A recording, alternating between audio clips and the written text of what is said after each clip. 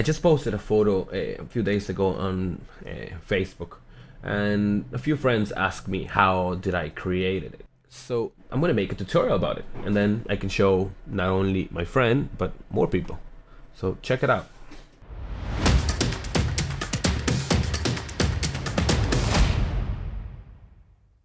So I'm going to be using Adobe Lightroom and Photoshop. This is actually a new thing that I learned. Adobe Lightroom now you can actually use LUTs within Adobe Lightroom. There's a bit of a kind of a workaround how to export the image with the LUT baked into the image, because as it is, the Adobe Lightroom only lets you export the image with a link to the LUT profile, so ICC profile. So if you're opening the image in the internet, or if you're uploading it, the LUT is actually not baked into the image. So there's a workaround, which means there's an extra step, but the final results are amazing. As you can see, this is the image I'm gonna recreate again, and I'll be hopefully doing it very fast. And you can, if you have any questions, just drop a comment and I'll try to explain. I'm not good at explaining things, so I'll do my best. First, we launch Lightroom. Obviously, you have to export your photo or import your photo to Lightroom and whatever. Once you've done that, this image actually was captured with the Blackmagic Ursa Mini. We were just doing the test, and I said, why not, let's shoot a raw image and play around with fairy lights, and we are gonna get some content for my girlfriend's Instagram account. So this is what we did in the office.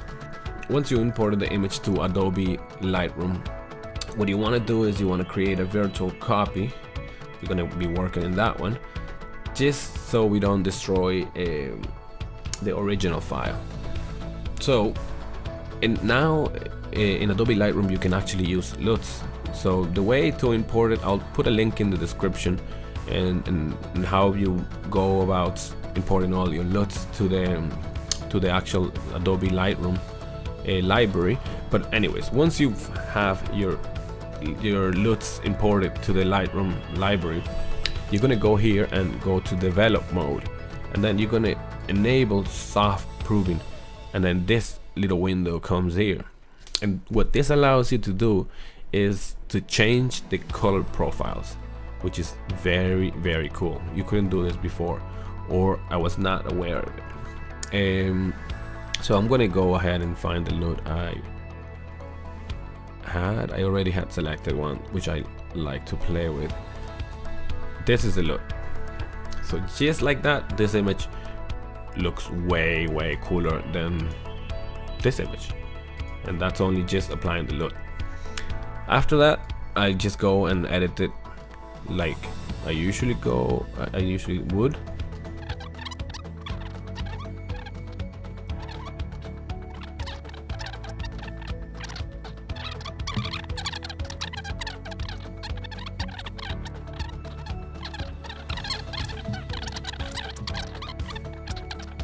I like the overall look of the image, but I'm actually gonna play it with my blues, and I want them more saturated because there's a lot of orange in this image, and I want my blues to be more there, more in your face, and that creates a nice balance between yellows and oranges, reds and the blues.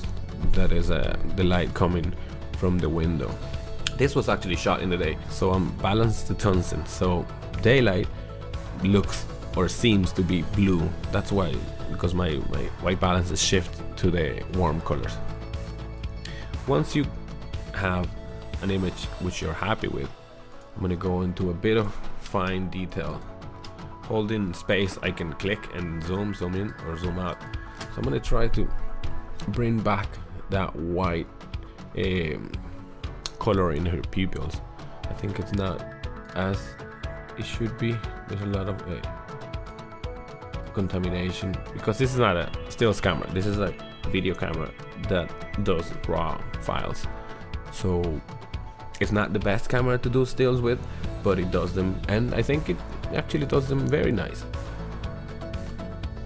So that's Geronimo calling me. So 1 second. Hola. What are you doing, man? You're in my tutorial right now. Wait 1 second. You're in my tutorial. Say hi to people. Yeah, no, well. You're in my tutorial. I'm recording a tutorial right now, and you're live. Ah, okay. Yeah. You wanna come up? Yeah. You wanna? You're in your blog. Yeah. It's not for the blog. It's actually just a small tutorial I'm doing with an image. You wanna come up? Yeah. Are you downstairs? Yeah. Okay. Give me 1 second. Okay. Anyways, I'm gonna go collect him, but I'll just do her teeth. This is the local, what do you call it, adjustment brush. So it adjusts locally any imperfections you have in your image. So I'm finished with that. That's taking the saturation out of the teeth. So I'm gonna make another one, and I'm gonna do this one for pupil. And I'm gonna, instead of teeth whitening, I'm gonna go iris enhancement. So I'm gonna put a little bit more saturation, and you might be able to shift the blue in her eyes, playing with the white balance. So see the temperature I can change.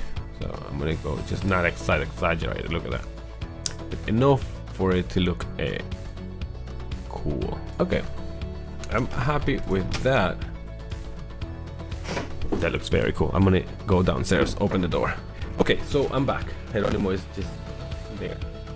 You can't really, yeah, that's his hand. Okay, I'm gonna try to finish this. So after you have made all your edits and the image looks kind of like you want it to look, that sound there is the kettle.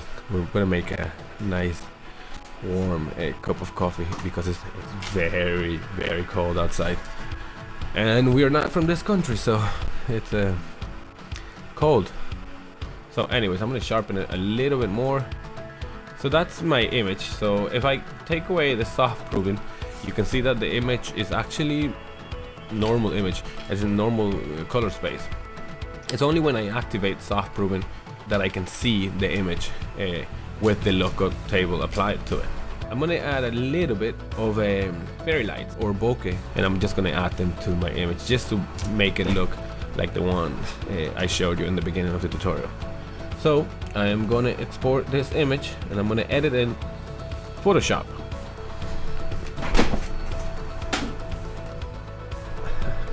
Geronimo was taking a photo of me while I do this. Anyways, once the image is exported and open in Photoshop, Photoshop gets the actual image. So see that the lookup table is gone. So you're seeing the actual image, how it looks without the look applied to it. So after I have the image here, I'm gonna look into my folder. I had a folder here where I had my fairy lights that I got from the internet. I'm gonna just use this one. So I'm just gonna drag and drop the image on top of my image. I'm just gonna scale that up.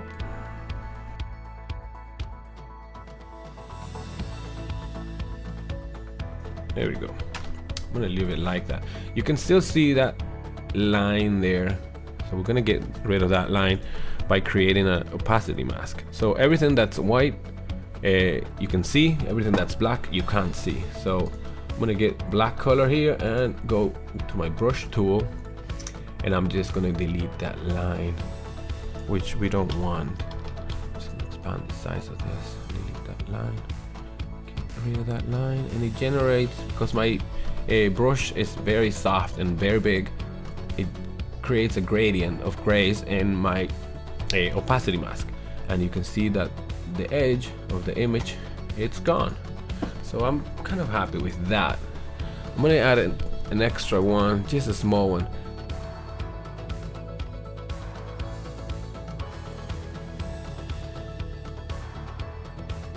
I'm pretty much happy with that image. Anyways, Control S in that image, and you can see here it's saving. So once that's finished saving, I can go to Lightroom, and Lightroom will automatically update because remember I'm working from the original file.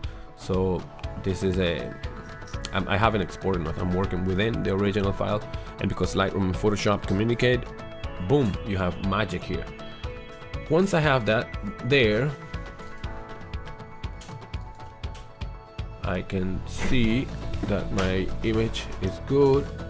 So I'll go again and apply the LUT I had applied to my image. Boom, and that's the image. That's the image I want. As I said in the beginning, this is a new thing that Lightroom is allowing you to do by changing the color profile. But when you export this image, you'll have to view the image in a software that actually supports ICC color profiles. So if you upload it to internet, it won't work unless the person viewing it has a software or a viewer that supports ICC profiles. So I found a way around it. So I'm pretty much happy with that image. I'm not going to change anything else. What I'm going to do is I'm going to export this image. So we'll go export, and this is going to open this dialog box. So you change whatever you want to change there. I'm going to go and save my image to the tutorial folder I already had created. It's very important. You're going to go to file settings. See that in file settings I have selected normally it would be like this, sRGB color profile, or whatever color profile you're generally working in your computer. So I'll go and select, and then you find your lookup table wherever it is, whatever name you use. I already have selected, so it's here, and that's gonna export the image with that lookup table attached to it. It's not baked in though. So we export it, it's finished, and then we go to the folder where I had created that image. So I just created it in my desktop, and this is our image. But I don't know if you can see it, it looks kind of funny here, like glowy. That's because the viewer doesn't support the ICC profile. My computer does, so I can see the image with those changes made to it. But if I upload it to the internet, it won't show. So when you compress it on Facebook or Instagram, they will take the color profile away.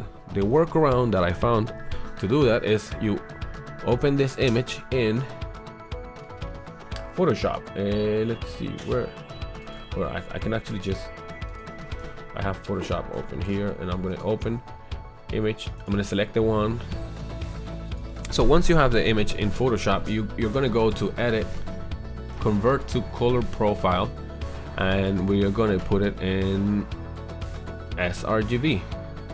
Once you select that, this is the source color profile. See that Photoshop recognizes that it has an ICC profile or a lookup table attached to it. So I'm going to select this destination, so it's sRGB. I'm going to hit OK. That image now has that color baked into it. And then finally I'm going to export from Photoshop. So you can export it however you want, the size and the quality and all those kind of settings. Once that's done, you select your destination. So find fairy lights final, and that's pretty much it. Boom. Let me just close here. I don't want to save the changes. And this is my last, or this is my final image. And that's pretty much it. Now you're ready to import it, to upload it to Facebook, Instagram, or whatever, and then show off your amazing photo. And I think that's pretty much it. Thanks for watching. If you enjoy this, give it a like, and if you want me to create other tutorials, just give me ideas and I'll do them. Thanks for watching.